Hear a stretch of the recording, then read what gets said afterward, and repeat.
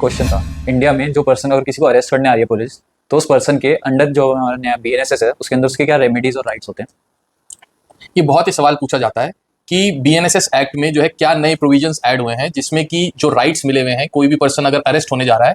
By the police officer, तो सबसे main और इंपॉर्टेंट ग्राउंड है, ये समझ लीजिए कि right to be informed with regard to the allegation upon,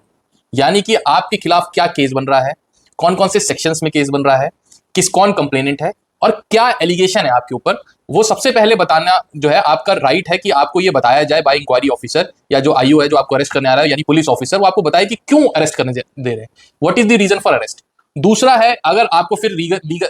reason बता दिया, उसके बाद जो है दूसरा काम ये करेंगे कि आपके पास ये अधिकार होगा, ये राइट होगा to appoint a legal representative, यानी कि आपको उसी टाइम वो फैसिलिटी प्रोवाइड करेंगे कि आप एक टेलीफोन कर लें अपने लॉयर को, बता दें कि भाई मेरी ये सिचुएशन है, इस ग्राउंड पे मुझे अरेस्ट करा है, ये मेरा FIR नंबर है, ये एलिगेशन मेरे अगेंस्ट है और ये मेरा कंप्लेनेंट है जिन्होंने जो है जिसके कंप्लेंट पे मुझे अरेस्ट करा जा रहा है। तो यानी लीगल रिप्रेजेंटेटिव जो है वो आपको प्रोवाइड करा जाएगा, यानी एक लॉयर आपको प्रोवाइड करा जाएगा। इसमें एक बात बहुत मिथ है होती है कि मान लीजिए आप गरीब हैं, आपके पास पैसा नहीं है या उस समय इंस्टेंट पैसे नहीं है, तो आप एक लॉयर नहीं कर सकते, ये बात, या आपको कोई ऐसा लीगल बैकग्राउंड नहीं है, किसी लॉयर को नहीं जानते हैं तो भी आप नहीं कर सकते, ऐसा नहीं है।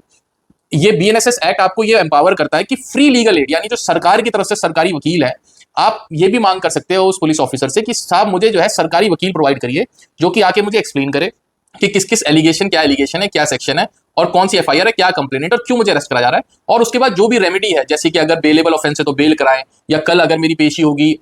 मजिस्ट्रेट के सामने जो है वो मेरी पेशी कराएं, बेल अप्लाई करनी तो बेल अप्लाई करें, तो आप फ्री लीगल एड की भी फैसिलिटी ले सकते हैं। फिर एक अगला सवाल आता है कि लॉयर तो मिल गया, ठीक है, पर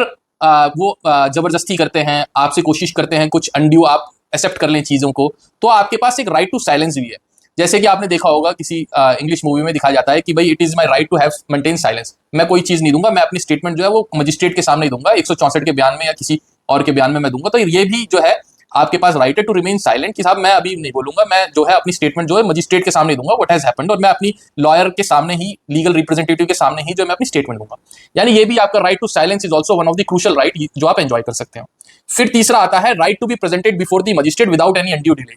यानी कि CRPC में प्रोविजन था कि 24 घंटे के अंदर उन्हें मजिस्ट्रेट के सामने आपको प्रेजेंट कराना है। अब BNSS में वो 24 घंटे भी खत्म कर दिया, विदाउट एनी डिले, किसी भी डिले, यानी कि जब अरेस्ट हुआ है उसके कुछ ही घंटों में जो है without further carrying on any harassment to you, उनका ये आपका ये राइट है, यानी आईओ को जो है मजिस्ट्रेट के सामने आपको प्रेजेंट करना पड़ेगा with in the time bound manner without making any undue delay, तुरंत जो है कोशिश करके जो है एज सुन एज पॉसिबल आपको मजिस्ट्रेट के सामने जो है प्रेजेंट कराना होगा।